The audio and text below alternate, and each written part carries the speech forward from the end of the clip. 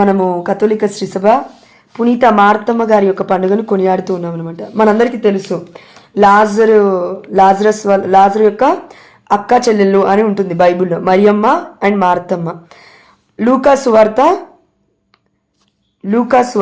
ఒకసారి మ్యూట్లో పెట్టుకోరా అంటే అందరూ ఒకసారి.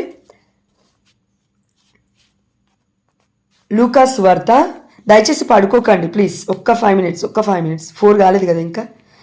లూకా సువార్త 10వ అధ్యాయము 38 నుండి 42 వచనాలు. దీనికంటే ముందు నిన్నటి రోజున మనము చర్చ్లో వాక్యాన్ని విన్నాము. మరి ఎంతమంది చర్చ్కి వెళ్ళాలో మనకైతే తెలీదు. కొంతమంది మీలో ఒకరో ఇద్దరో చర్చ్కి వెళ్ళలేదని చెప్తున్నాడు దేవుడు. అయితే ఈ సమయంలో మనం గుర్తుపెట్టుకోవాల్సింది ఒకటే, నిన్నటి రోజున దేవుడు ఆల్రెడీ మనకు ఒక వాక్యాన్ని ఇచ్చినాడు. ఏంటి అంటే బల్షెబా అని ఆ యొక్క ఎలీషా దగ్గరికి వెళ్ళి బ్రెడ్ని ఇచ్చిన్నాడు, 20 ధాన్యపు రొట్టెలను ఇచ్చినాడు. దాన్ని ఎలీషా విశ్వాసముతో దేవుడి వాక్ ఇది పంచిపెట్టు అంటాడు. దాని తర్వాత కూడా మిగులుతాయని చెప్తాడు. అవునా? ఎస్. అదేవిధంగా న్యూ టెస్టమెంట్కి వచ్చేసరికి యేసు ప్రభుల వారు 5,000 మందికి ఆహారాన్ని పంచిపెట్టడం మనం చూసాము. యేసు ప్రభుల వారు చెప్తున్న మాట, ఇదిగో 12 గంపలకి ఎత్తారు. యేసు ప్రభుల వారు మిగిలిన ముక్కలన్నీ సేకరించి పెట్టండి అనగానే 12 గంపలు మిగిలాయి. చూడండి, ఇక్కడ 12 గంపలు మిగిలాయి, 12 గంపలకి ఎత్తి పెట్టారు.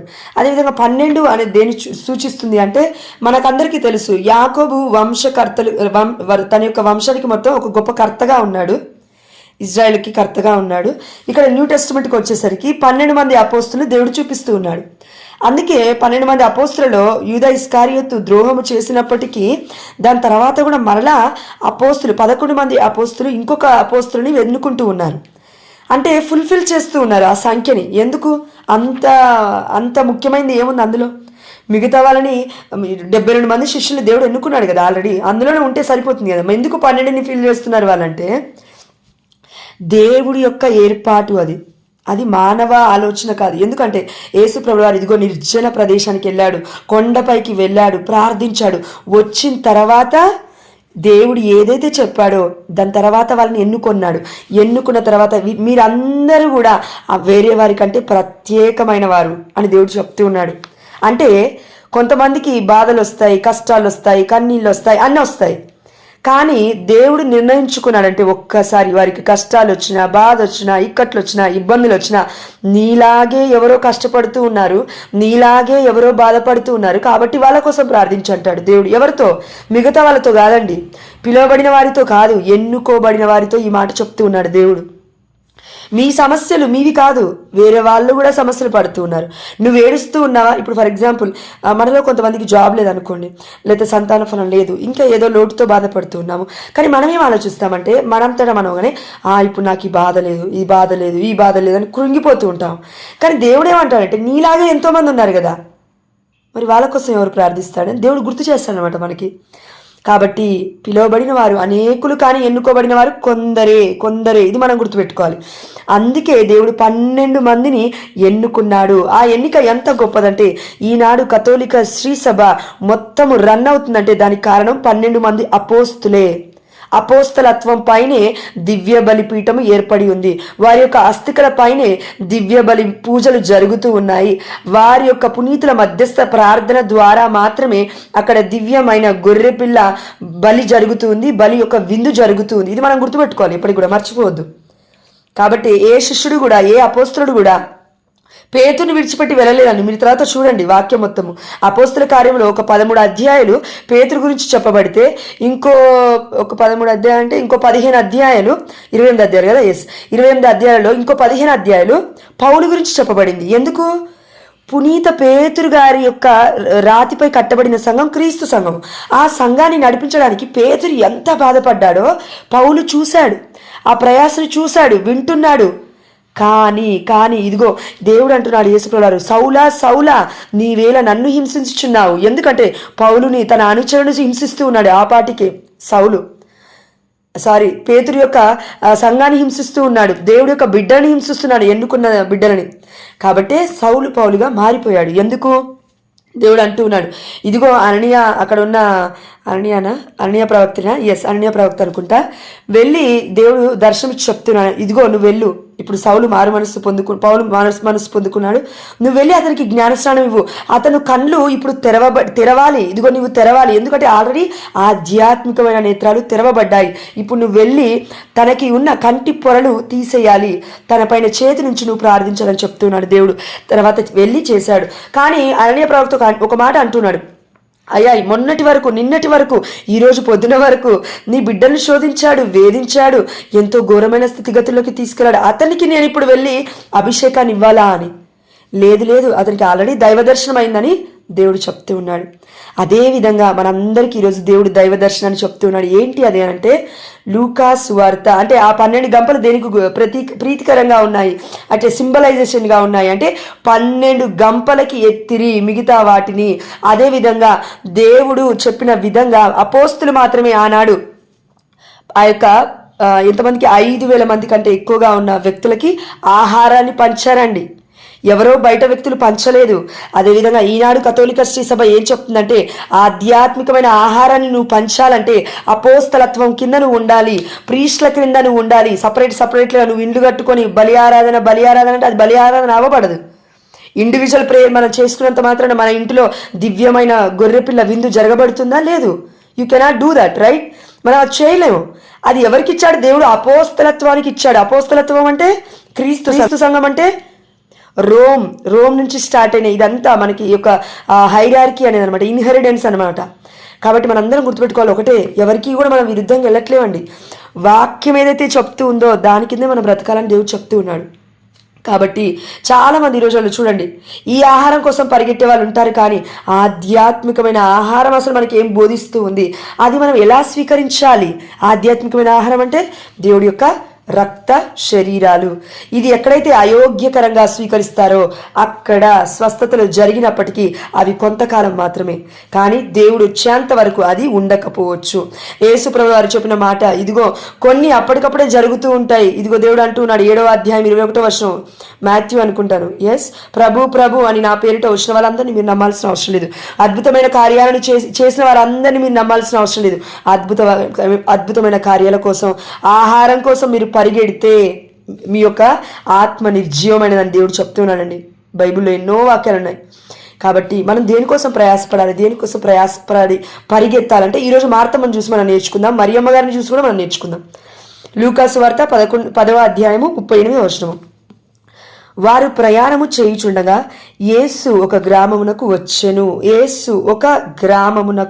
వచ్చెను. అచ్చట మార్తమ్మ అను ఒక స్త్రీ ఆయనను తన ఇంటికి ఆహ్వానించను. చూడండి, యేసుప్రభుల వారు గ్రామానికి వచ్చాడు. అక్కడ గ్రామంలో ఎంతో మంది ఉంటారు కదండి, కానీ మార్తమ్మ మాత్రమే వస్తూ ఉంది. యేసుప్రభుల వారి దగ్గరికి వచ్చి ఒక స్త్రీ ఆయనను తన ఇంటికి ఆహ్వానించను. యేసుప్రభుల వారిని ఆహ్వానిస్తూ ఉంది. అయితే దాని తర్వాత జరిగిన సంఘటన మనందరికీ తెలుసు. యేసుప్రభు వారి యొక్క పాదాల దగ్గర కూర్చుంది మార్తమ్మ యొక్క సహోదరి మరియమ్మ కదా. కానీ మనం ఆలోచించాల్సింది ఒకటి, ఇక్కడ మార్తమ్మ ఒకవేళ తన ఇంటికి యేసుప్రభుల వారిని పిలవకపోయి ఉంటే మరియమ్మ యేసుప్రభుల వారి యొక్క పాదాల దగ్గర కూర్చొని దేవుడి యొక్క బోధనలు వినేది కాదు. అదేవిధంగా మార్తమ్మ వలె నన్ను ఈ యొక్క దేవుడి యొక్క సంఘంలోకి పిలిచిన వ్యక్తులను మనం మర్చిపోవద్దు. మార్తమ్మని ఇగ్నోర్ చేస్తారు చాలామంది, మరియమ్మని పట్టుకుంటారు. కానీ మార్తమ్మ ఏం చేసింది? ఆల్రెడీ దేవుని తన ఇంటికి పిలిచింది. అదేవిధంగా ప్రయాస కలిగి అనేక మంది ఉన్నాం మనం, కానీ మార్తమ్మ వలె గ్రామంలో అనేక మంది ఉన్నాం, కానీ మార్తమ్మ వలె మనం పిలవాలి దేవుని, ప్రయాస కలిగి ఉండాలి. అమ్మో నేను నా బోధకుని పిలుస్తున్నాను, అమ్మో నా క్రీస్తుని నేను పిలుస్తున్నాను, అమ్మో నా రక్షకుని నేను మర్చిపోలేదు అనే ఒక ఆలోచన మనలో ఉండాలి. అంతేగాని మార్తమ్మ బిజీ అయిపోయింది అంటాం. కానీ మొట్టమొదటిగా ఆనాడు జక్కయ్య కిందికి దిగిరా అని అంటాడు కదా యేసుప్రభుల వారు. అదే విధంగా ఈనాడు మార్తమ్మ ఆల్రెడీ దేవుడి దగ్గరికి వచ్చి అడుగుతూ ఉంది ప్రయాస ప్రకారం. కాబట్టి దాని తర్వాత జరిగిన విషయం చూడండి. మార్తమ్మ పెక్కు పనులతో సతమతమగుచు ఆయన వద్దకు వచ్చి, ప్రభు, నా సహోదరి పనులన్నీ నాపై వదిలి మీ చెంత కూర్చొని ఉండుట మీరు గమనించుట లేదా? చూడండి, ఈ వర్డ్ ఎంత క్లియర్గా ఉందో. నాపై వదిలి మీ చెంత కూర్చొని ఉంది, అయితే మీరు అది గమనించట్లేదా అని అడుగుతుంది. యేసుప్రభుల వారికి అన్నీ తెలుసు కదా, మరి ఎందుకు మార్తమ్మకి అలా పని విడిచిపెట్టాడంటే చూడండి నెక్స్ట్ వర్డ్, నాకు సహాయము చేయుటకు ఆమెను పంపుడు అనెను. అందుకు యేసు, మార్తమ్మ చూడండి, మార్తమ్మ మార్తమ్మ నీవు అక్కడ సౌలా నీవేళ నన్ను హింసిస్తున్నావు అన్నాడు దేవుడు. ఇక్కడ మార్తమ్మ మార్తమ్మ నీవు ఎన్నో పనులను గురించి విచారించుచు ఆతృత పడుతూ ఉన్నావు, కానీ నువ్వు నన్ను పిలిచావు, ప్రయాస కలిగి ఉన్నావు. ఇప్పుడు మనందరికీ తోడు చెప్తున్నానండి, నువ్వు నన్ను పిలిచావమ్మా, ఇదిగో అద్భుతమైన కార్యాలు చేసావయ్యా అని పొగుడుతూ ఉన్నావమ్మా, ప్రార్థనలో జాయిన్ అయి ఉన్నావమ్మా, కానీ ఇప్పుడు నువ్వేం చేస్తున్నావంటే నీ పాదాల దగ్గర ఉన్న వ్యక్తులను చూసి వాళ్ళని చూసి నువ్వు నేర్చుకోకుండా, అంటే యేసుప్రభుల వారి యొక్క పాదాల దగ్గర ఉన్న బిడ్డలను చూసి నువ్వు నేర్చుకోకుండా ఇప్పుడు ఏమంటూ ఉన్నావంటే ఇదిగో ఆమెకి ఏం పని లేదు అందుకే నిన్ను స్తుతిస్తుంది, ఇప్పుడు నాకు అనేక పనులు ఉన్నాయి నేను నిన్ను స్తుతించలేను కాబట్టి ఆవిడ పంపించేసే అంటూ ఉన్నావు. అంటే దేవుడి యొక్క పరిచర్యలో ఉన్నవాడిని కూడా మనం ఈ రోజుల్లో దూషిస్తూ ఉన్నామండి. ఎందుకు అనంటే వారికి ఏం పని పాట లేదు అని. కానీ మనకేం తెలుసు వారికి ఎన్ని పనులు ఉన్నాయో. దేవుడి యొక్క పరిచర్య అన్ని పనుల కంటే గొప్పదని దేవుడు అంటూ ఉన్నాడు. ఎలా? ఇదిగో చూడండి, ఆయన కానీ దేవుడు చెప్తున్నాడు అవసరమైనది ఒక్కటే, అవసరమైనది ఇదిగో 1000లో ఒక్కటం లేదండి, దేవుడు అవసరమైనది ఒక్కటే అని చెప్తూ ఉన్నాడు. మరి అమ్మ ఉత్తమమైన దానిని ఎన్నుకొన్నది, అది ఆమె నుండి తీసివేయబడదు అని సమాధానం ఇచ్చాను. ఒకవేళ 100 మంది 1000 మంది వచ్చి ఈమె చేస్తుంది తప్పు, ఇదిగో ఆమెను ఇక్కడి నుంచి తీసేయండి తరిమేయండి అంటారేమో, కానీ దేవుడు చెప్తున్నాడు మీరు తరిమేస్తారేమో లేకపోతే మీ పనుల ద్వారా ఏదో ఒకటి అంటూ ఉంటారేమో, కానీ ఆమె నుండి ఇది తీసివేయబడదు. ఎందుకంటే దేవుడి ఎన్నిక గొప్పది. అదేవిధంగా ప్రయాసపడ్డ మార్తమ్మ కంటే ఎక్కువగా దేవుడు మరియమ్మని ఎందుకు హైలైట్ చేస్తూ ఉన్నాడంటే అన్నీ విడిచిపెట్టింది, యేసుప్రభుల వారి దగ్గరికి వచ్చి కూర్చుంది కాళ్ళ దగ్గర. అదేవిధంగా సారీ టు సే కంపారిజన్ కాదు కానివ్వండి, మా హస్బెండ్ ఒకసారి కోప్పడతాడండి నా పైన. కోప్పడ్డప్పుడు పర్సనల్స్ చెప్పుకోవద్దు బట్ చెప్పాల్సి వస్తుంది. కోప్పడ్డప్పుడు అంటే చిన్న చిన్న బౌల్స్ వీటి దగ్గర పనులు చేస్తూ ఉన్నప్పుడు మీ ఇద్దరం కలిసి చేసుకుంటాం ప్రతి పని, ఎందుకంటే నాకు కుదరదు కదా. సో అతను కూడా వర్క్ చేస్తున్నాడు పాపం, 3 AM లేస్తాడు, అతనికి కూడా స్లీపింగ్ టైం అస్సలే ఉండదు, సరిపోదు కూడా. అయినప్పటికీ నేను దేవుని అడుగుతా, అయ్యా నా భర్తకు కూడా శక్తిని ఇవ్వయ్యా, నీ బైబిల్ చదవడానికి నాకు శక్తి సరిపోవట్లేదని అడిగినప్పుడు దేవుడు చూసుకుంటాడు కదా మరి అవన్నీ. అన్నప్పుడు కోపడ్డప్పుడు నేను అంటాను ఇదిగో నువ్వు మార్తమవి నేను మరియమ్మను అని అంటాను అనమాట. నువ్వు అనేక పనులతో సతమతమై నా పైన ఒర్లుతూ ఉంటావు, కానీ నేను అలా ఒర్లను అనేసి చెప్తూ ఉంటాను. అంటే నేను ఎందుకు చెప్తున్నా అంటే కంపారిజన్ కోసం కాదు, లేకపోతే నా గొప్పతనం కోసం కాదండి. మనం ఎప్పుడైతే నిజంగా దేవుడి బిడ్డలుగా దేవుడికి దగ్గరగా వాళ్ళని ఆలోచిస్తామో దేవుడే మార్చేస్తాడు. మన మాటల ద్వారా కూడా ఎదుటి వ్యక్తి కోపడడం కాదు, కూలైపోతారు అనమాట నిజంగా. కాబట్టి మనం వాక్యంలో ఉన్న ప్రతిదీ కూడా మన యొక్క జీవితానికి అన్వయించుకుంటే తప్పులేదు, అన్వయించుకోకపోతేనే తప్పు. కాబట్టి మనం మార్తమ్మలో వాళ్ళు అంత గొప్ప వాళ్ళం కాదు, కానీ కంపేర్ చేసుకోవాలి. వారి యొక్క జీవిత విధానంలో మనము నడవాలి, వారి యొక్క పునీతుల పుణ్యబాటలో అంటాము, మనం కూడా నడవాలని దేవుడు ఆశపడుతూ ఉన్నాడు. కాబట్టి చివరిగా ఒకటే అండి, మనం అందరం గుర్తుపెట్టుకోవాల్సింది యేసుప్రభువు వారు 5000 మందికి ఆహారాన్ని ఆనాడు ఇచ్చారంటే దానికి కారణం ఒకటే అండి. ఏంటంటే మత్తయి సువార్త 14వ అధ్యాయం 13వ వచనం చూడండి. ఈ వార్తను విని తమ పట్టణముల నుండి బయలుదేరి సరస్సు తీరమున కాలినడకన ఆయనను వెంబడించిరి. యేసుప్రభువు వారు రాకముందే యేసుప్రభువు వారు ఎక్కడికి వస్తున్నారో, ఆ యొక్క ఓడపైన ఆ యొక్క పడవల పైన ఎక్కడికి వస్తున్నారో శిష్యులతో పాటు చూసి గమనించి తెలుసుకొని ఈ జనాలందరూ పట్టణముల నుండి వచ్చి అక్కడ కూర్చుంటున్నారండి. వివిధ పట్టణాల నుండి, గ్రామాల నుండి కాదండి, వివిధ పట్టణాల నుండి, అంటే ఎంతో మంది జన సమూహం అనమాట. కాబట్టి 5000 మంది ఆహారం అని దేవుడు చెప్తున్నాడు, కానీ 5000 మంది కంటే ప్లస్ అక్కడ ఉన్నారు, ఎందుకంటే భర్తలు భార్యలు పిల్లలు అందరు కలిపి. కాబట్టి అక్కడ వారు చూపిస్తుంది ఏంటంటే ప్రయాసను బట్టి యేసుప్రభువు వారికి ఆహారాన్ని సమకూర్చున్నారు. ఇది ఆధ్యాత్మికమైన ఆహారాన్ని చూపిస్తుంది, శారీరకపరమైన ఇదిగో ఈ లోకంలో ఉన్న ఆహారాన్ని కూడా చూపిస్తుంది. ఎందుకంటే మనం చూడండి, మనం దేవుడి కోసం ప్రయాసపడినప్పుడు దేవుడే ఆహారాన్ని సమకూరుస్తాడు. మనం కానీ మొట్టమొదటిగా శారీరక ఆహారం కోసం ప్రయాసపడద్దు, దేవుడు ఇవ్వాలనుకుంటున్న ఆధ్యాత్మికమైన ఆహారం కోసం మనము ప్రయాసపడాలి. మీరు కరెక్ట్గా చూస్తే దేవుడు ఒక మాట అన్నాడు ఇక్కడ, అది ఆమె నుండి తీసివేయబడదు అంటే ఇక్కడ మార్తమ్మ మొట్టమొదటిగా మంచిగా కనబడుతుంది, కానీ మరియమ్మను దేవుడు హైలైట్ చేస్తూ ఉన్నాడు. అదేవిధంగా యేసుప్రభుల వారు సౌలా నీవేళ నన్ను హింసిస్తూ ఉన్నా అన్నాడు, కానీ పౌలు గారిని దాని తర్వాత హైలైట్ చేశాడు. మొత్తం కథోలిక శ్రీ సభకే 2 మూల స్తంభాలుగా పేతురుని పౌలు గారిని నిలబెట్టాడు. ఇది ఎందుకు జరిగింది అని అంటే వారిలో ఉన్న ప్రయాస. పేతురుకి తెలుసు ఎంతోమంది నన్ను దూషిస్తారు ఫ్యూచర్లో అని తెలుసు. అందుకే దేవుడు పేతురికి మాత్రమే అధికారాన్ని ఇచ్చాడు. ఏ అధికారము? తాళపు చెవులు, పరలోక రాజ్యము. ఇప్పుడు ఇక్కడ నువ్వు ఏది బంధిస్తావో అది అక్కడ బంధింపబడుతుందని, ఏది నీవు ఇక్కడ రిలీజ్ చేస్తావో అది ఇక్కడ రిలీజ్ చేయబడుతుంది, ఓపెన్ చేయబడుతుందని దేవుడు చెప్తూ ఉన్నాడు. అంటే ఆ అధికారాన్ని మనం గుర్తించాలండి. ఈ అధికారం దేవుడిచ్చిందండి, ఎవరో మనుషులు ఇచ్చింది కాదు. ఏ పాస్టర్కో, నాకో, నీకో, ఇంకెవరికో, బయట ఉన్న ప్రీస్ట్కో దేవుడిచ్చింది కాదు. ఇది మామూలుగా మనం ఏదో మనంతో మనం క్రియేట్ చేసుకుంది కాదు. కథోలిక శ్రీసభ క్రియేట్ చేసుకుంది కాదు. తనని నిలబెట్టుకోవడానికి దేవుడే నిలబెట్టుకుంటున్నాడు తన బిడ్డల్ని, దేవుడే నియమించుకున్నాడు తన బిడ్డల్ని. కాబట్టి దేవుడి యొక్క మాటని ధిక్కరించడానికి మనకి ఉందా అండి? అర్హత ఉందా? ఏ పాస్టర్లకైనా ఉందా? అది లేదు. 500 సంవత్సరాల ముందు వస్తున్న వారికి లేదండి. 1500 సంవత్సరాల నుండి, మొట్టమొదటి శతాబ్దం నుండి దేవుడి కోసం రక్తం కారుస్తున్న బిడ్డని దూషించడానికి మనం ఏ పార్టీ వాళ్ళం? అందుకే మనం పునీతులని కొనియాడుతాం. పునీతుని మనం మర్చిపోం, హతసాక్షుని మర్చిపోం, వేద సాక్షుని మర్చిపోం. ఎందుకంటే దేవుడు మనల్ని మర్చిపోడు కాబట్టి. కేవలం ఆర్డినరీ పర్సన్స్ అయిన మనల్ని దేవుడు మర్చిపోలేకపోతుంటే ఎక్స్ట్రాడినరీగా జీవించిన వాళ్ళని మనం ఎందుకు మర్చిపోవాలి? మరి స్తుతించట్లేం కదా మనం వాళ్ళని, కేవలం గౌరవిస్తూ ఉన్నాం. There is a difference, right? Veneration, adoration, there is a difference. So ఇది మనం గుర్తుపెట్టుకోవాలి. ఎవరైనా మనల్ని ఏదైనా అడిగినప్పుడు మనం భయపడుతున్నాం అంటే దానికి కారణం ఒకటే అండి. అమ్మో దేవుడికి నాకు సంబంధం లేదు, అమ్మో నేను మరియా మార్తమ్మల వల్ల కాదు, అమ్మో నాకు దేవుడికి ఏ సంబంధం లేదు. నేను ఎందుకు చెప్తాను దేవుడి బోధనలు? నాకేం అవసరం దేవుడి బోధనలు? గంట టైం నాకు వేస్ట్ అవుతుంది, 2 గంటల సమయం నేను వృధా పోనిస్తూ ఉన్నాను ఎందుకు అంటూ ఉంటాం. కానీ ఆ గంట సమయాన్ని దేవుని నువ్వు మహిమపరుస్తున్నావు బిడ్డ, అది నువ్వు గుర్తుపెట్టుకోవాలి. గంట కాదు, 2 గంటలు కాదు, 3 గంటలు కాదు, డే మొత్తం అయినా కూడా నువ్వు తీసుకోవాలి. ఎందుకంటే ఒక ఆత్మ రక్షింపబడుతుంది. కథోలిక శ్రీసభలోకి రావాలంటే అది మామూలు విషయం కాదండి. ఈ రోజులలో కథోలిక శ్రీసభ నుంచి ప్రొటెస్టెంట్స్ వైపు ఎంతో మంది పరుగులెడుతున్నారు. ఆహారం అని, సారీ టు సే, నిజంగా చెప్తున్నాను. బ్యానర్స్లలో మీరు చూడండి ఏముంటుంది? ప్రేమ విందు. అవునా, ఇది ప్రేమ విందా? మరి వాక్యం అనే విందు ఎక్కడుంది? దేవుడు ఆనాడు యేసుప్రభుల వారిని చూసి వచ్చింది వారు ప్రేమ విందు కోసమే కావచ్చు, కానీ దేవుడు ఆల్రెడీ ఆహారం అనే విందుని ఇచ్చాడు. అదేంటి? స్పిరిచువల్ ఆహారం అనమాట, స్పిరిచువల్ ఫుడ్. కానీ చాలామంది ప్రేమ విందు కోసం పరిగెడుతున్నారు, కానీ ఈ యొక్క స్పిరిచువల్ విందు కోసం పరిగెట్టలేకపోతున్నారు. అందుకే కథోలిక శ్రీసభ నుంచి వెళ్ళిపోతున్నారు. ఎందుకు? They don't know the word of God. దేవుడి యొక్క వాక్యం తెలియదు. బట్ నీకు నాకు తెలుసు కదా, వివరిద్దాం, ప్రకటిద్దాం. ఒక్కరి వల్ల ఇది అవ్వదండి, ఒక్కరి వల్ల ఇది అవ్వదు. ఒక్కసారి తీర్మానం తీసుకో, అయ్యా నీవు నా పట్ల కలిగిన ప్రణాళిక ఏంటి తండ్రి? కేవలం ఈ జాబేనా, లేకపోతే ఇంకా ఏమైనా ఉందా? అవునండి, మనం చేయొచ్చు, జాబ్ పక్కన ఉండి కూడా చేయొచ్చు కొన్ని పనులు దేవుడి కోసం.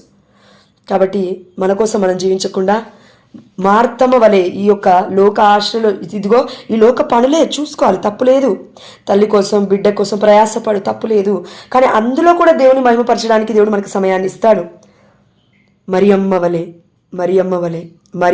మరియమ్మ దేవుడి పాదాల దగ్గర కూర్చుంది. మరియమ్మ అంటే మనందరికీ తెలుసు, అమ్మ మరియ తల్లి కూడా ఉంది.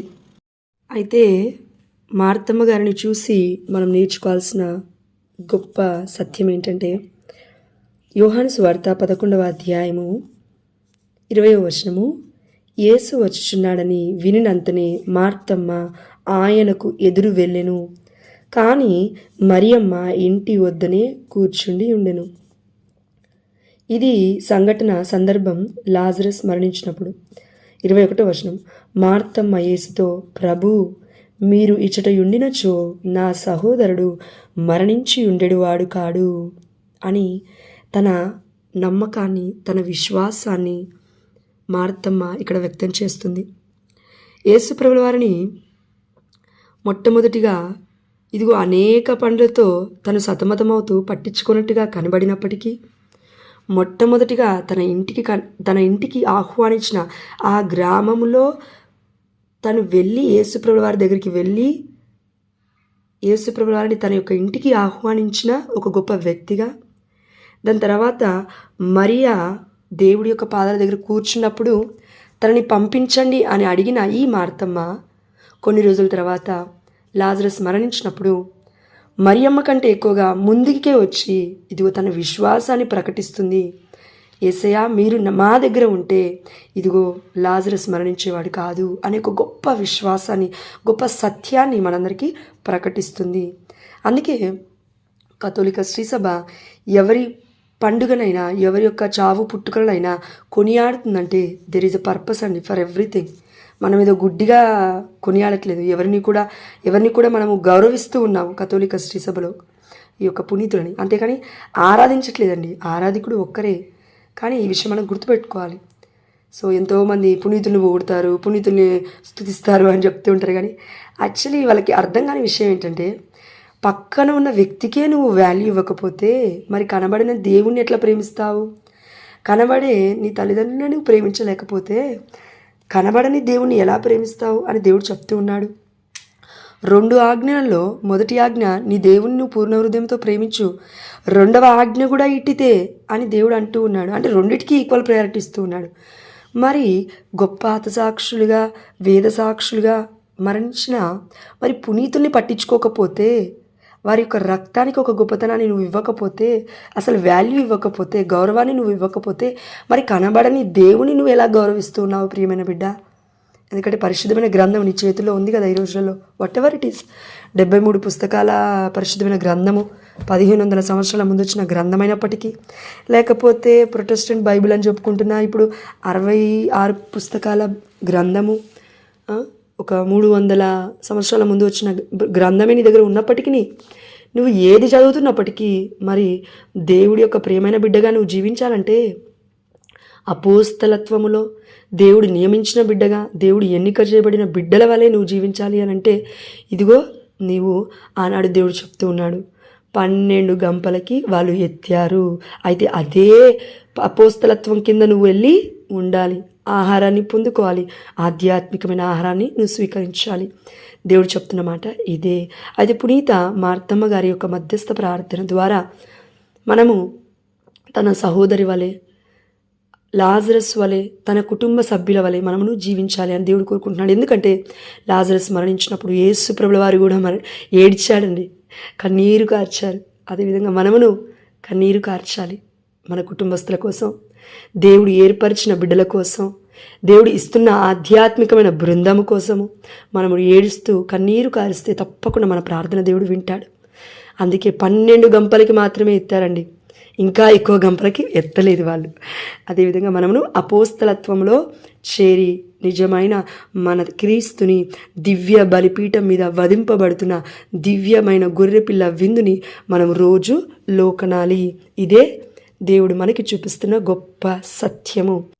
అయితే కథోలిక శ్రీ సభలో దేవుడి యొక్క రక్త శరీరాలను ప్రతిరోజు పూజిస్తున్న ప్రతి వ్యక్తి ధన్యుడే. ఎందుకంటే దర్శన గ్రంథము 19వ అధ్యాయము 9వ వచనము, అప్పుడు ఆ దేవదూత గొర్రెపిల్ల పెండ్లి విందునకు ఆహ్వానింపబడిన వారు ధన్యులు, ఇవి దేవుని సత్యమగు పలుకులు అని ఆ దేవదూత నాతో వచించెను. కాబట్టి కథోలిక శ్రీ సభలో ఉన్న మనందరము ధన్యులము. అయితే ప్రియమైన బిడ్డ, దేవుడే చెప్తూ ఉన్నాడు, దేవుడు తన ధన్యత్వాన్ని నీతో పంచుకోవాలంటే దేవుడిని రక్త శరీరములుగా నీలోకి ఆహ్వానించు.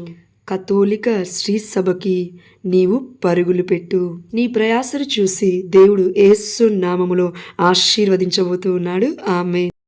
మార్తమ్మ గారా, మా అందరి కోసం, మా కుటుంబాల కోసం ఈరోజు తండ్రి యేసుని ప్రార్థించండి అమ్మా. Amen. God bless you all.